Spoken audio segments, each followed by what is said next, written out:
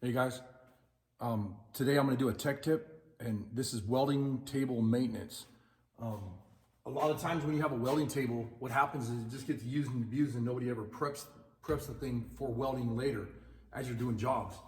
So what I'm going to do right now is I'm going to grind some welds down, and I have a bunch of layout to do later on today where I'm going to be building some fenders, and I need to build the buck on the table, and I can't keep going off all these different lines all over the place and everything because everything gets confused. So I'm going to show you how I do welding table maintenance. I prep my table before I start doing a big project, and then what I do is I take a grinder and I grind the table down in all the spots that there's spot welds or grind marks or anything like that that are gonna I want it where I can run my hand across the table without getting cut, because a lot of times when you weld something to the table, then you take a cutoff wheel and you cut it off, then the weld that's sticking up is like a razor.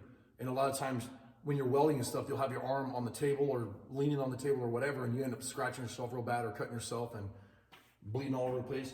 So it's kind of a safety issue too. And then the other thing I did when I built this welding table is I took and rounded off all the ends so they're not pointy. That way if you accidentally hit them or run into them or something like that, you're not gonna hurt yourself. And I also take a file or a grinder and I round the ends right here. And they're not rounded, but they're just chamfered off so that they're not sharp. But I'll show you what I do as far as maintenance for the table. Sorry about the shaky camera work. And you want to wear a mask when you do this, and earplugs and all that good stuff. And I'll go ahead and get all that stuff on. And what I'm going to do first is I'm going to use a grinding disc. And as soon as I'm done with the grinding disc and everything's where I like it, I'll take a flapper sander and run over the top of it.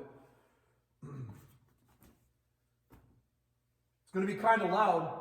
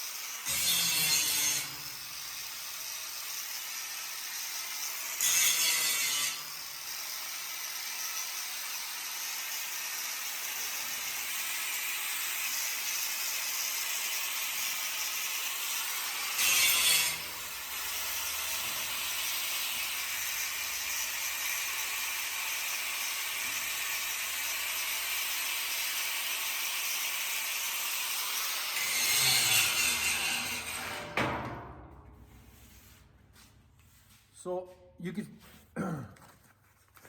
see me as I'm running the grinder on all the big spot welds and stuff that are on the table, and then the next thing I do is I start running my hand with a glove on the table so that I can feel where everything's at.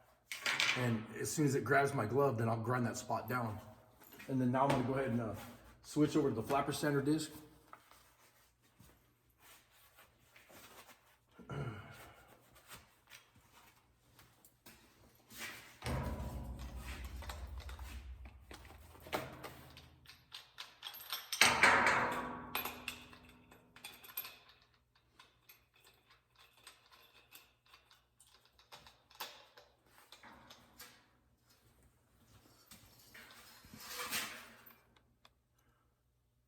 And that's a 40 grit.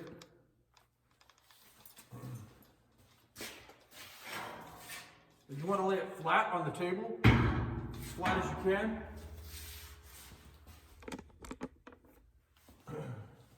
And you don't need to push. You don't need to push real hard or nothing like that to heat up your grinder. All you're doing is just going like this back and forth, knocking the glaze off the top of the table.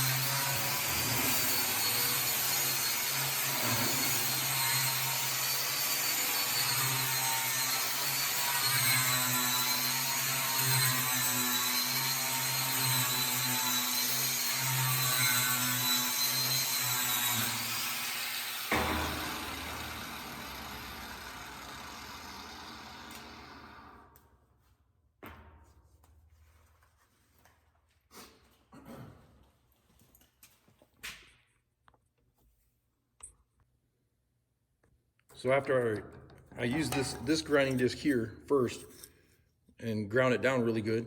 And you don't want to, when you're doing this, unless you're cutting a weld off the table, you don't want to grind like this and dig into the table because it'll leave like little divots in your table. And then I laid this on the table flat, as flat as I can get it, and I ran it back and forth. And then any spots that look like they were going to be a problem or whatever, I just barely lift up the end of the disc like this. And then you can see the difference of the table here in this area compared to here. And now this is like super smooth, nice welding surface. And then I'll show you what I do next.